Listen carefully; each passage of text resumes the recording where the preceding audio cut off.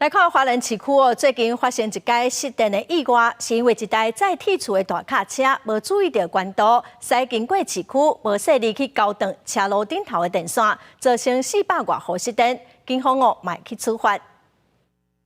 对警方路口监视器的画面看到，这台载着铁皮厝的大卡车，伫咧经过花莲市中正路甲中福路口时阵，铁皮厝去交到顶头的电线，电箱随跳电，附近大停电。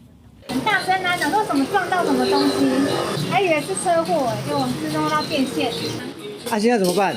像蛋饼那类的还可以啊，但插电的那种烤面包就没办法。我们主要是因为电信线下来拉扯到我们的高压线，我们高压线有一条掉下来，导致说前面的开关跳掉了。 意外发生伫咧初三早起9点半，市区总共443户停电。因为正拄好是上班时间，真侪店拢无法度做生意，特电赶紧派人来抢修，货运公司也叫吊车来处理，交通正乱，警方也依法开单。